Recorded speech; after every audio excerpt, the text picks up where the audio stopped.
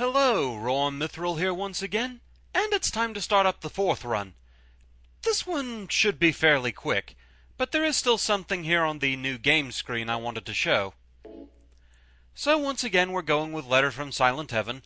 Those that have been wondering, yes, I will be doing Born from a Wish. In fact, that'll be the next run after this one.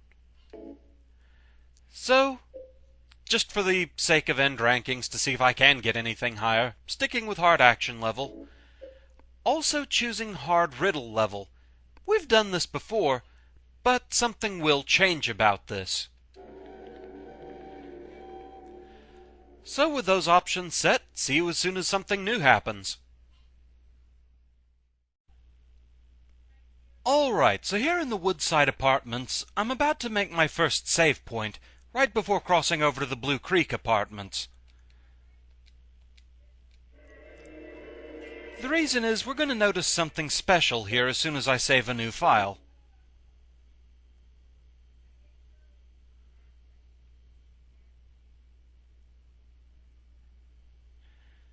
The action is still hard mode, but now riddle is shown as extra mode.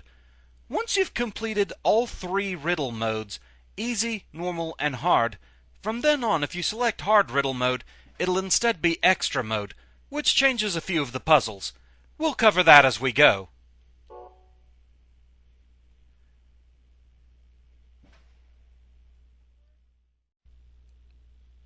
So now it's time for our first extra mode puzzle. Yes, the safe combination has changed once again, so take the plunge there, James. 5, right 2, left F, right 8. So this is a little confusing. The new combination makes use of letters. These letters represent numbers higher than 9. For example, A is 10, B is 11, C is 12, and so on. Thus, F would be 15. So, 5, right 2, left 15, right 8. Turn on your flashlight there, James. Kinda want to see where we're going.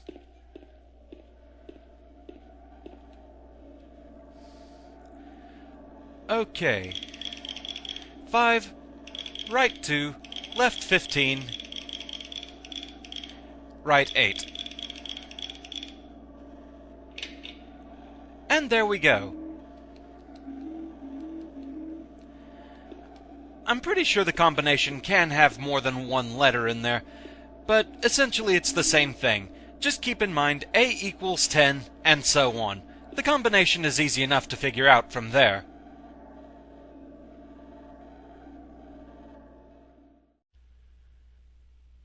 So now it's time for the second extra difficulty mode puzzle. But before we actually look at the coin desk, I want to look at the coins in the inventory first.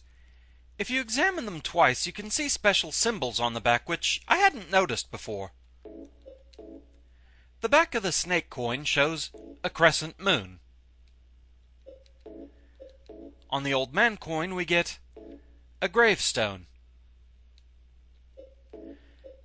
And on the back of the prisoner coin we get an egg, or so it says. Can't say I really see it myself, but okay. So now to have a look at the riddle. Like coins in the hazy aether tossed, our souls must by their sinful weight descend to earth with lightness lost. To right the sins that they hath laid, when thrice in falling they intone, then happiness shall be thy own. The first note be not by the horned one rung, though it be there that all sins be sprung. The bringer of life and the bringer of shame, the sins of the latter be ever more tame. Though coming in the aged one's wake, the formless one's soul in fear doth quake. The needless one, silent, with hungers all sated, is least then in sin, with his lusts all abated. For the gravest of sinners his place be appointed, and if he be lucky, may his soul be anointed. So, yeah, this is definitely getting tricky. So let's have another look at this. This first part, this is just telling us Yeah, coins. And apparently the coins represent sinful souls. To right the sins that they hath laid. Right being in quotation marks, this is telling us that the more sinful something is, the further to the right it has to be placed. The first note be not by the horned one rung. Again, this is referencing the correlation between the snake and Satan, being the horned one. Also notably, since there's that crescent moon on the back of the snake coin, that too could be interpreted as horns. So this is telling us that the snake is not the most sinful. The bringer of life and the bringer of shame, the sins of the latter be evermore tame. The latter means the last mentioned, so in this case, the bringer of shame is less sinful than the bringer of life. So if we consider our coins, the bringer of life would be the woman. It's basically talking about a woman's ability to give birth and thus be the bringer of life. You can also note the egg on the back of the coin. We also have the bringer of shame. This again would be referencing the snake who brought shame upon Adam and Eve. So the sins of the snake are less than the sins of the woman. This tells us that the snake has to be further left than the prisoner. Though coming in the aged one's wake, the formless one's soul in fear doth quake. So if something is coming in something's wake, that means it's behind it. This means that the formless one, which would probably be an empty space, is behind the old man. The needless one, silent, with hungers all sated, is least then in sin, with his lusts all abated. Someone who has had time to fulfill all his lusts, all his hungers, everything he needs in life, he's done with it. That would be the old man. The old man, thus, is least in sin. One could also take the silent here, or even the needless, as the old man being dead given the gravestone on the back of his coin. So this tells us that the old man is farthest to the left. The formless one in fear doth quake, and follows him.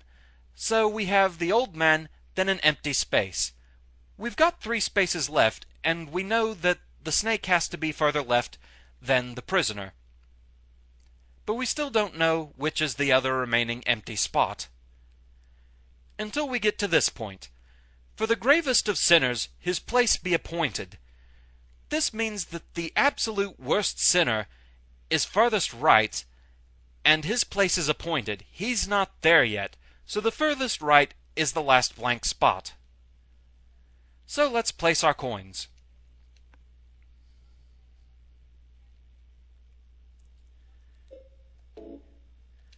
First we have the old man, the least in sin, so he goes furthest left. Then the formless one, an empty spot. Then the snake, the bringer of shame.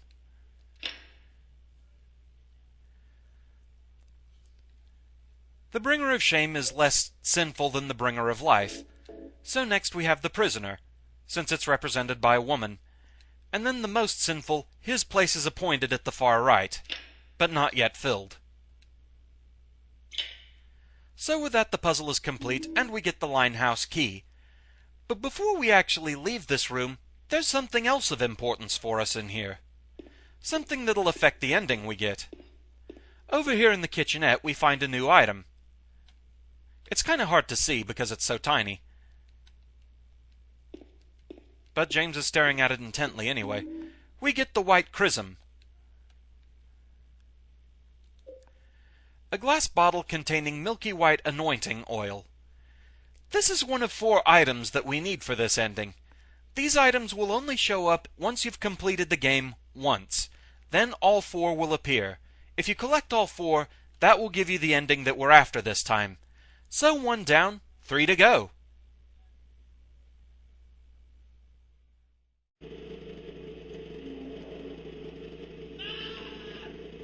Thank you for that demonstration. The next major point of interest for us is here at the Texon gas station, near where we can get the steel pipe. So let's go ahead and get that. But then if we come over here to the actual gas station and look in the newspaper dispensers here, there's a new item for us. The Book of Lost Memories.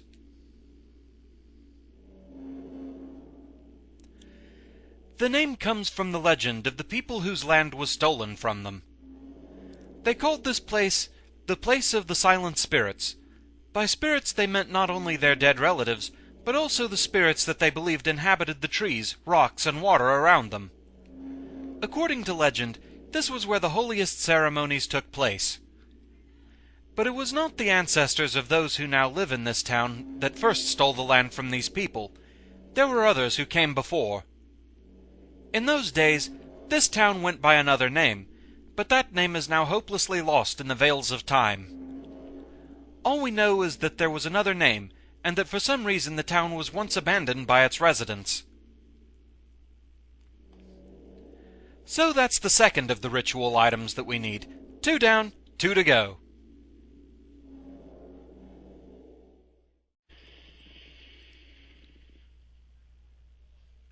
So here in Dark South Vale, something to show. Nothing that particularly relates to getting an ending or anything, but I was asked by viewers to actually attack one of the mandarins in here, to actually show that you can defeat them. Firearms are of course the only things that'll work for this purpose, since they're underground. Come on, where are you? There's one. And James isn't even aiming at it.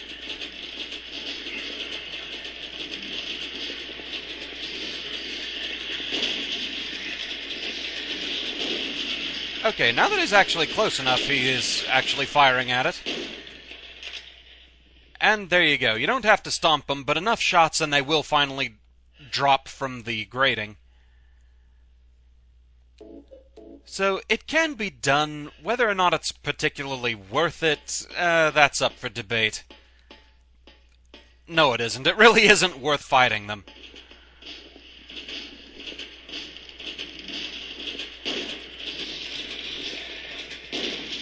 It takes James so long to even actually aim at them, and they can do a pretty good amount of damage, actually.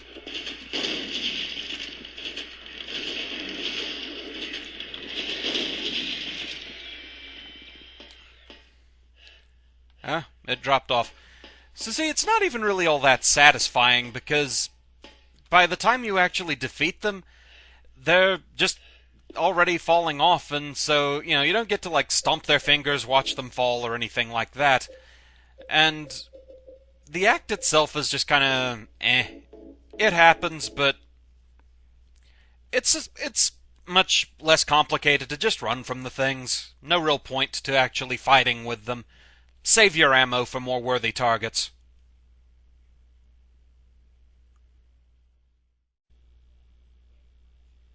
Upon reaching the Historical Society, it's time to claim the third ritual item.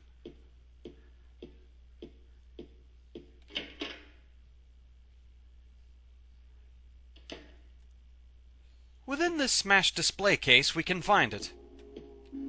We've obtained the obsidian goblet.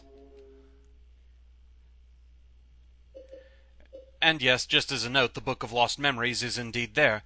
A book about the history and legends of this town and the surrounding area. But here's the one we just got. Obsidian Goblet. Ancient-looking goblet carved from pure obsidian. Found it in the old museum. So that's 3. Only 1 remains.